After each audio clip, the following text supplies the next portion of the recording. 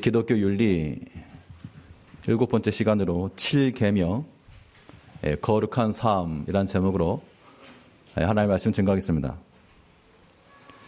이 7계명은 참 언급하기가 어렵습니다. 그런데 우리가 피해갈 수 없는 내용입니다. 일단 대의문답 137문에서 7계명은 무엇인가 질문했는데요. 자, 문을 할 테니까 답을 하시면 되겠습니다. 제7계명은 무엇인가? 답. 제7계명은 간음하지 말지니라 이다. 이 간음에 대해서 우리가 육체적인 그러한 간음만 생각하는데 대의문답에서는 여기서 우리 기독교인들이 이 7계명을 이해하고 적용하기 위해서 단지 우리 육체의 몸만 하당하지 않고 마음과 말과 행실까지 이거를 확장해서 이야기를 하고 있습니다. 일단 138문을 보게 되면 7계명 요구되는 의무를 말씀하고 있는데 이것도 한번 읽으실 때 좀 굵게 표시한 부분을 염두에 두시면서 읽어보겠습니다. 문 138문 제7계명에서 요구되는 의무는 무엇인가? 답. 7계명에서 요구되는 의무는 몸, 마음, 애정, 말, 행위상의 정절과 우리 자신 및 다른 사람들 안에 정절을 보존하는 것이다. 눈과 기타 모든 감각에 대하여 방심치 않고 주의 깊이 하는 것이며 절제하고 정절 있는 친구와 사귀며 단정한 복장을 하고 독신의 은사가 없는 자들은 결혼하고 부부는 사랑으로 동거하며 우리의 사명 이행을 위해 건실하게 노력하며 모든 경우에 부정을 피하고 부정으로 향하는 유혹을 저항하는 것이다. 자, 이 대유리문답이나 소유리문답이 우리 신앙인들의 구체적 실천적인 부분에 있어서의 이런 가이드라인을 잘 주고 있습니다. 이 7계명에 대해서는 이거는 여기 한번 특히 교계에서 이 7계명이 한번 걸리게 되면 이거 참 그야말로 바로 추락입니다. 이제 청년 때부터 그 센세이션 했던 어떤 목사님 계셨는데 그 목사님 썼던 책들 참 많이 읽었고 설교도 많이 들었었습니다. 그런데 일본에 있을 때 어느 날 그 목사님의 안 보이시고 설교 중에도 나중에 보니까 7계명 때문에 7계명이 저촉되어서 이제 사임하게 된 소식을 들었습니다. 제가 제 자신의 문제도 아니고 우리 가족의 문제도 아닌 다른 사람의 그 일 때문에 그렇게 가슴 아팠던 적이 정말 그때가 처음이었습니다. 몇 날 며칠을 참 속이 상해가지고 그렇기 때문에 그만큼의 이 7계명을 한번 어기게 되면 그건 전 모든 그동안 공든 탑들이 다 무너지는 거 똑같은 거죠. 그래서 육체적인 7계명을 범하는 것도 이거는 당연히 거부해야 될 것이고 이게 그 교회에서요. 교회는 보통 이렇게 다들 점잖으시잖아요. 그런데 흔히 하는 말로 세상에 오빠들이 많이 있지만 제일 못 믿을 오빠가 교회 오빠라고.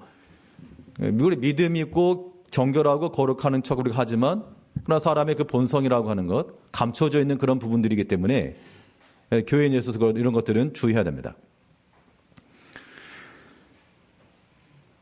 이 7계명에 대해서는 사람의 몸만 아니고 우리가 이제 적용하는 측면에서요. 마음 또 말 이런 것까지라도 우리 자신 및 다른 사람들 안에서 정절을 보존하는 것이다. 그러니까 우리 자신에게서도 이것이 보존이 되어야 된다. 그 얘기를 하고 있는 겁니다.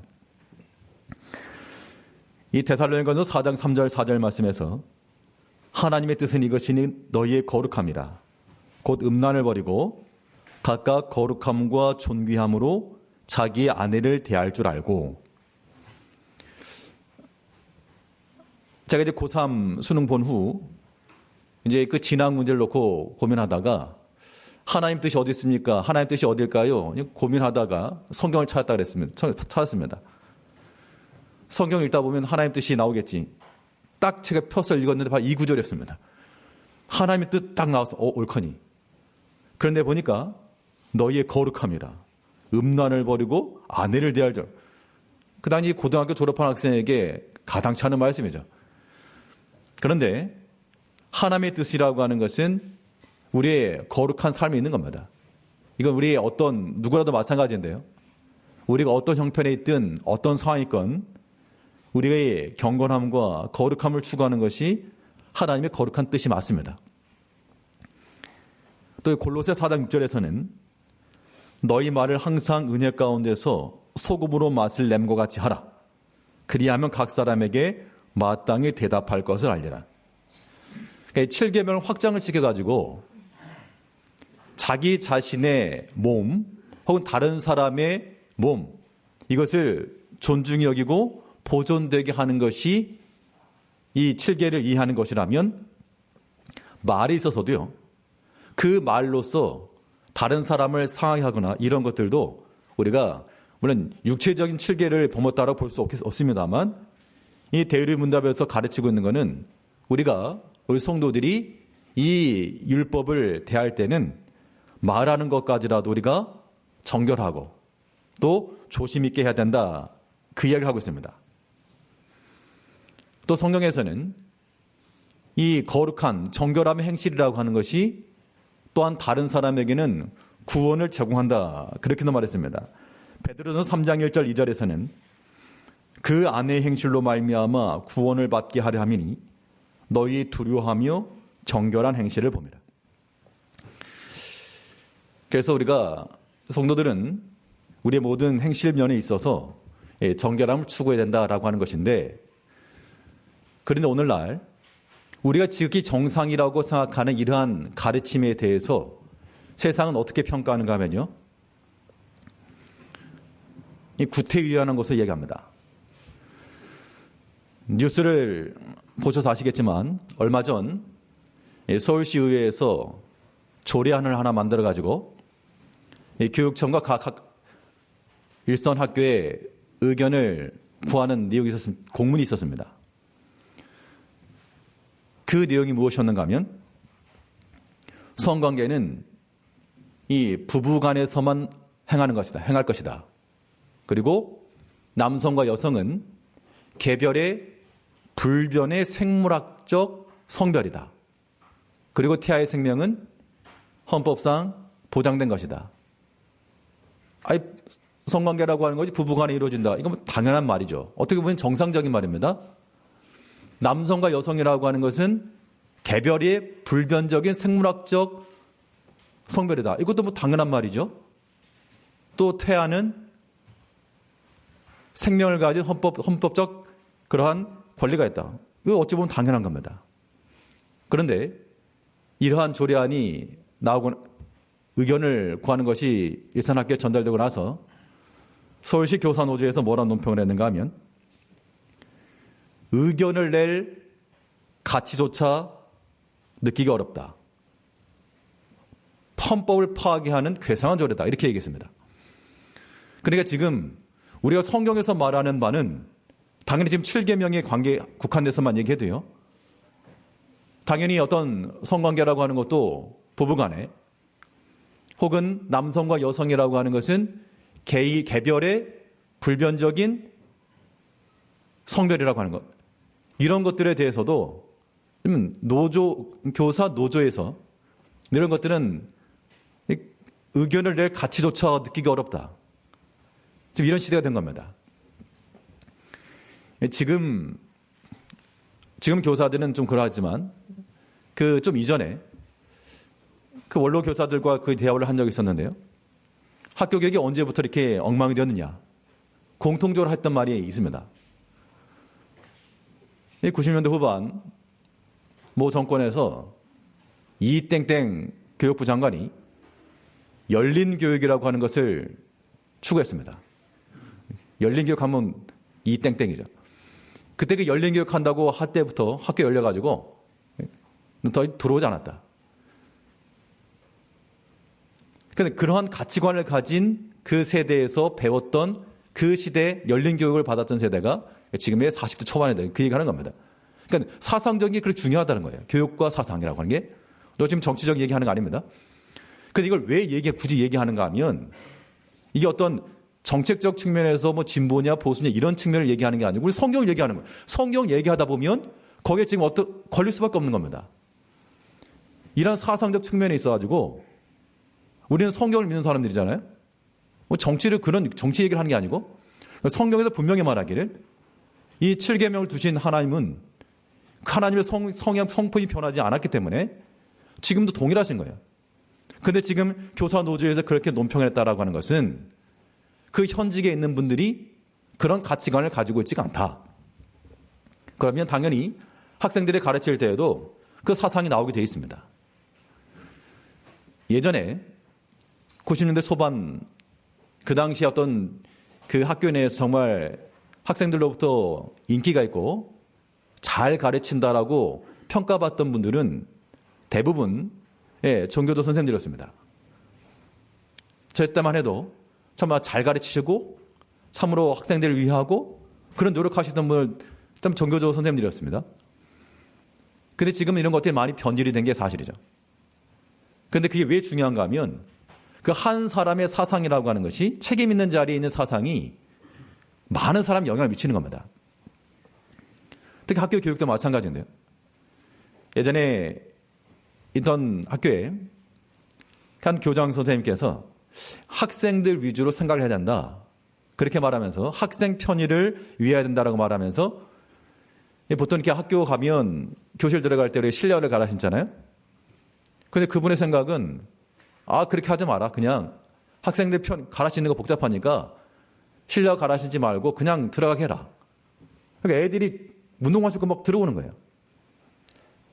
저는 이제 학생지도 담당이었으니까 쉬는 시간만 되면 아무튼 운동장에서 슬리퍼 신고 다니는 애들 잡아다가 혼내주고 이런 일 했는데 아주 그냥 공식적으로 실내화 안 갈아 신고 교실에 들어가는 게 통과된 거죠. 그럼 이제 할 일 없어진 거죠. 그 이후에 어떤 일이 벌어졌는가? 교실 난장판 된 겁니다. 특히 한번 날씨가 안 좋거나 이런 날, 학생의 편의를 위해서라고 말했지만, 결과적으로는 이게 학생들의 교육과 그 환경에 엄청난 해를 끼쳤습니다. 그런데 대부분의 선생님들이 도대체 무슨 생각을 가지고 저러느냐. 그래서 그 위치에 있어서 한번 결정 내리면요. 어떻게 바꿀 수가 없는 거죠. 교육부, 그러면 교육감 선거도 그래도 중요한데요. 공문으로 한번 내려오면 이거 일선에서 다른 반대 의견이 있어도 변경 불가합니다. 공문을 한번 때리게 되면 다 바꿔야 돼요. 지금 이런 하나의 조례가 이건 물론 이제 의회에서 나오는 그런 정치적인 얘기는 하지만 근데 우리가 보게 되면요. 성관계가 부부 안에서 이루어진다. 이게 성경적 가르침 아닙니까? 남성과 여성은 개별의 불변의 생물학적 성별이다. 그럼 생물학적 성별이 그럼 무엇이냐? 지금은요. 이거 우리나라도 마찬가지인데 생물학적 성별이라고 하지 않고 이거를 사회적 성별이라고 말하기도 합니다. 사회적 성별이라고 하는 것은 바꿀 수 있다 그런 얘기죠. 그래서 지금은 남성, 여성 이렇게만 구분하지 않고 제3의 성, 젠더라고. 젠더라고 그러면 대단히 유식해 보이지만 남성, 여성 이 생물학적 성별을 구분하지 않겠다는 겁니다. 실제로 어떤 국가에서는 제3의 성을 인정하는 거죠. 그러니까 내가 남자일 수도 있고 여자일 수 있고 제3의 성일 수 있는 겁니다. 또 어떤 나라에서는 이 성별의 란을 아예 공란으로 두기도 하죠. 또 어떤 국가에서는 자기가 남성과 여성을 선택할 수가 있습니다. 내가 남자로 살고 싶으면 남자, 여자로 살고 싶으면 여자. 이게 어떻게 보면 굉장히 인간적인 휴머니즘에 속한 것이라고 생각하기 쉽지만 학생들 청년들은 분명 아셔야 될 것이 인간성 말살입니다. 구별이 있기 때문에 그 구별된 것 자체가 의미가 있는 거예요. 남성과 여성이라고 하는 구별이 있기 때문에 남성과 여성이 각각의 존귀하고 귀한 겁니다. 왜 구별하냐? 왜 차별하냐? 그렇게 섞어버린다. 그거 자체가 말살인 겁니다. 사상적으로도요. 이제 지금 이런 측면에서 이제 우리 기성세대들, 특별히 우리 자녀들을 훈육하는 입장에서 이 기독교 세계관을 심어줘야 될 이러한 측면에서 그런 것들이 염려가 되는 겁니다. 학교에서 이미 배워오는 게 그런 것들이거든요. 교과서에 실린 것들도 보면 기가 막힙니다. 기가 막혀요. 특히 뭐 성교육이랄지 뭐 이런, 물론 당연히 성교육이 이런 건 필요하게 할 것인데 성경적 기준과는 전혀 이거는 고리타분하고 구시대적인 이런 것을 치부해버리기 때문에 그런 교육에 노출되게 되면 물론 사상적으로 그렇게 영향을 받게 됐다는 겁니다. 그런데 우리 여기서 이해할 건 이겁니다. 우리는 하나님의 법을 믿는 하나님의 백성들이죠. 그때 우리가 참으로 우리 국가 나라를 위해서도요. 나라를 위해서 기도해야 될 것이고 어떤 정파 싸움, 정치 문제를 하는 건 아니고 우리가 사상적 측면에서 이것이 굉장히 중요하고 의미가 있다라고 하는 겁니다.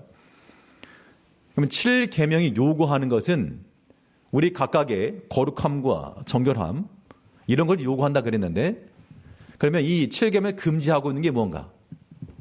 이건 좀 더 이제 조금 말하기도 좀 부끄러운 내용입니다만 우리 139문이요. 자, 문을 할 테니까 답을 같이 읽겠습니다. 제7계명에서 금지된 죄는 무엇인가? 답. 7계명에서 금지된 죄는 요구된 의무를 소홀히 하는 것 외에 간통과 간음, 강간, 근친상간, 남색, 모든 부자연스러운 정욕, 모든 부정한 상상과 생각 및 애정이며 부패하거나 더러운 모든 서신 왕래 혹은 그것에 귀를 기울임이며 음탕한 표정, 뻔뻔스럽고 가벼운 행동, 야하고 무례한 옷차림 또한 합법적인 결혼을 금지하고 불법적인 결혼을 시행하는 것이며 마음을 허락하고 용납하고 경영하며 바람을 피우는 것이다. 또 독신 생활에 말려 들어가는 것과 결혼을 부당하게 지연시키는 것이며 불의하게 이혼하거나 유기하는 일이며 또한 게으름과 폭식과 술 취함과 음란한 친구와 사귀는 것이며 음란한 노래와 서적과 춤과 연극을 즐기는 것이며 우리 자신이나 다른 사람들에게 음란을 자극시키는 것이나 음란된 행위를 하는 것이다. 이 7계명에서 금하고 있는 것은 여러 가지 구체적인 면들에 있어서 우리 자신에게나 다른 사람들에게 그러니까 우리 자신에게도 이러한 것들을 우리가 지켜내야 된다 그 얘기입니다. 간통과 그러니까는 지금은 간통죄도 폐지됐죠. 배우자가 있는 사람이 다른 사람과 그러한 간음하였을 때를 간통이라고 말하는 것이고 비혼 가운데 있을 때 그런 일들을 간음이라고 말하는데요. 그래서 뭐가 되었든지 간에 이러한 것, 육체를 더럽히는 것은 7계명에서 금한 것이다. 그런데 오늘날 이미 법적으로도 그 간통죄 자체도 이미 폐지가 된 겁니다. 이거 성경적 가르침을 가지고서는 더 이상 설명할 수 없는 그런 상황이 된 것들이죠. 우리가 하나님 앞에서 우리의 개인적인 생활면에 있어서는요. 그 육체적으로 범하는 그런 죄만 아니고 성경은 뭘 얘기했습니까? 모든 부자연스러운 것, 또한 가벼운 행동, 무례한 옷차림, 뭐 이런 것들도 다 마찬가지입니다. 그래서 우리 모든 성도들은 이 외적인 면에 있어서도 단정함을 추구해야 맞고, 특히 학생들, 청년들 마찬가지고요. 남녀 불구하고 다 모든 면에 있어서 복장이나 이런 것들도 단정하게 할 필요가 있습니다. 예전에 어떤 그 페미니스트와 그런 논쟁을 한번 들은 적이 있었는데요. 그날 뭐라 말하는가 하면 그 주장이 무슨 복장 때문에 성범죄이라고 그런 건 말이 안 된다.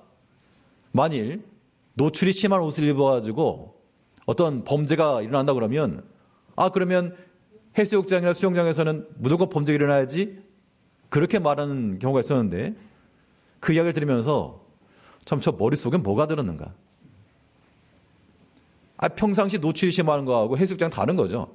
그건 아예 그냥 그 수영을 하기 위해서 그걸 노출이라고 말하지 않고 수영복을 입는 거니까 거기서 그러한 범죄가 일어난다라고 하는 걸 가정할 수가 없죠. 근데 일반적인 생활 가운데서 당연히 노출이 심하거나 그러면 가능성이 있다는 겁니다. 이게 이제 우리 외적인 측면에서도 우리가 단정하게 할 필요가 반드시 있고, 근데 여기서 우리 이제 영의 사람들이니까요. 우리의 겉사람을 단장하는 것만큼이나 우리의 속사람을 단장하는 것도 중요합니다. 성경에서 뭘 말하고 있는가 하면 우리가 단장할 것은 무엇인가? 우리의 속사람을 단장하라 그랬겠죠. 겉으로 꾸미는 것 말고 우리의 속사람을 잘 단장하라. 디모데전서 2장 9절에서 위에 138문 그 맨 아래에 있는 성경 구절입니다. 2장 9절 보면 또 이와 같이 여자들도 단정하게 옷을 입으며 소박함과 정돌로서 자기를 단장하고. 여자 남자 구분할 게 없고요. 다 마찬가지입니다.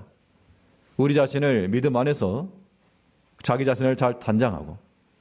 그러니까 우리가 저는 7계명 안 범했는데요. 그렇게 말할 수 없다는 겁니다. 우리 마음 자체가 예수님께서 말씀하시기를 간음이라고 하는 것에 대해서 옛사람에 대해서 간음하지 말라 하는 걸 내가 들었으나 마음의 음욕을 품는 것도 이미 간음이라 하였고요. 또 성경에서 뭘 간음이라 말했습니까? 세상을 사랑하는 것에 대해서 간음하는 거라 그랬습니다. 우리가 하나님을 사랑하지 않고 하나님을 떠난 하나님 아는 것으로 더욱 즐거워하며 우리의 마음과 우리의 모든 정성에 다 간다. 그 또한 영적 간음이라고 하는 겁니다. 우리의 겉사람은, 우리 육체에 속한 사람은 7계명을 잘 지키고 있는데 우리의 속사람은 지금 어디 가가지고 하나님 없이 다른 세상의 것으로 즐거워 만족한다. 그 엄청난 거 바람 피는 거죠, 그거. 우리의 속사람을 바람 피고 있다? 이 또한 7계명에 저촉되는 것으로 우리가 이해해야 됩니다. 이 말세 때가 되면 이러한 성적인 문란함과 성적 타락부터 나타나게 됐어요. 벌써 한 15년, 20년 전이네요.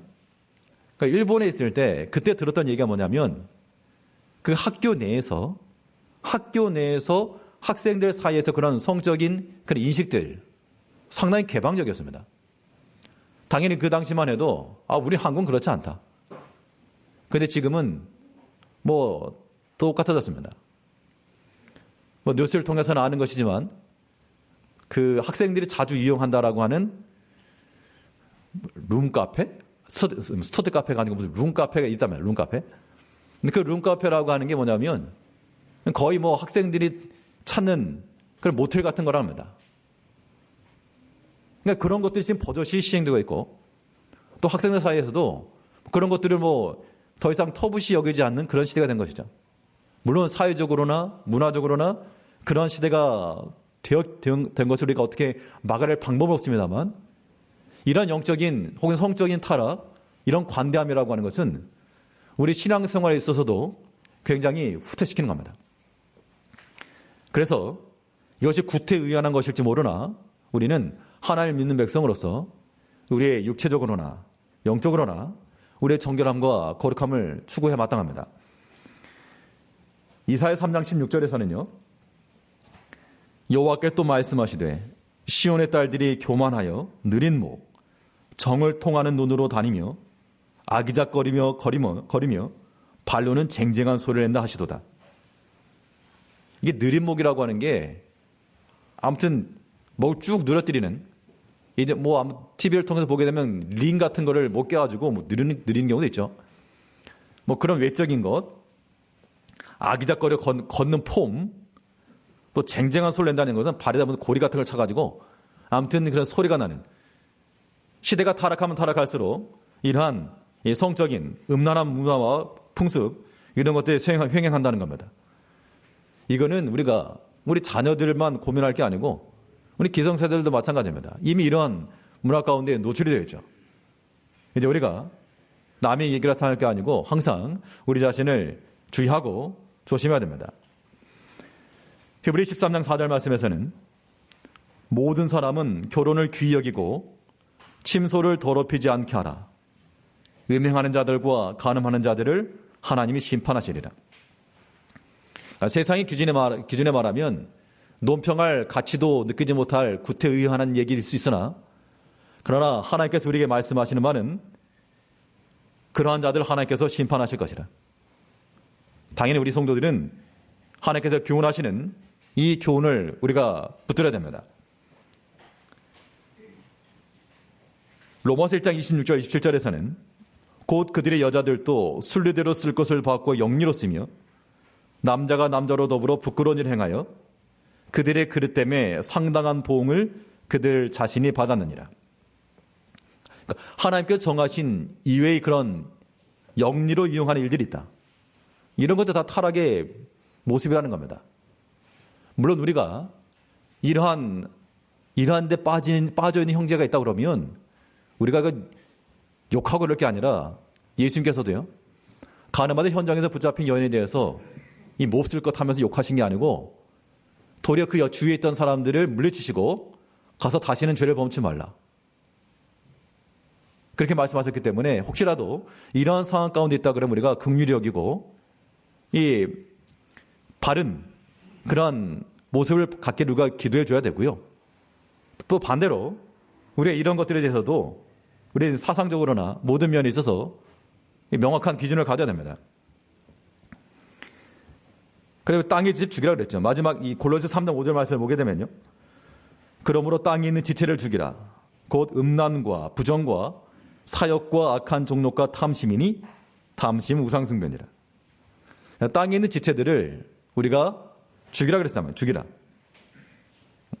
사약을 내리는 심정을 가지고 우리 마음 가운데 이러한 음란과 부정과 사역과 악한 종록과 탐심이 들어오게 될 때 어명히 하면서 사약을 받아라. 다윗이 그런 바세바를 범하는 그 과정 속에서요, 그 죄의 미혹이 들어오게 되었을 때 그 마음속에 일어나는 그러한 음란과 부정과 이런 육체의 탐심에 대해서 사약을 내렸다 그러면 거기서 죄를 범하지 않았을 겁니다. 요셉처럼요. 내가 어찌 하나님 앞에 득지하리요. 근데 하나님 두려운 줄 알고 그렇게 나가야 되는데 그렇지 않다는 겁니다.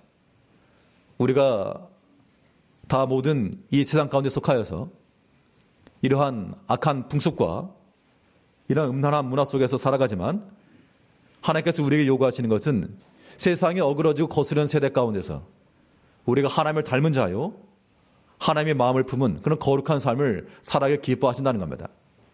이런 제7계명에 대해서 당연히 우리가 육체적인 측면에서도 이러한 계명을 준수하는 것이 맞고, 또한 항상 조심하시고요, 영적인 측면에서 우리 속사람이 지금 엄한 데가 있다, 하나님을 경외하고 하나님을 예배하며 하나님으로 즐거워하는 것에서 멀어져 있다, 그건 굉장한 외도인 겁니다. 그런 우리 속사람을 붙잡아다가 하나님 앞에 놓고 하나님과의 그런 관계 속에서 하나님과의 사귐으로 즐거워하며 기뻐하며 살아간다는 겁니다. 그래서 우리가 이 7계명을 이해하는 방식은, 이해하고 적용하는 방식은 단지 육체적인 그러한 가늠 이것이 아니고 우리의 속사람이, 우리 영혼이 하나님과 더불어 즐거워하고 하나님과의 사귐을 기뻐하는 이러한 데까지 일을 한다는 겁니다.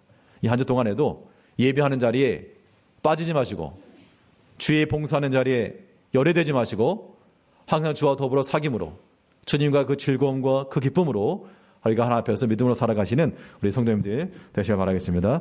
기도하겠습니다.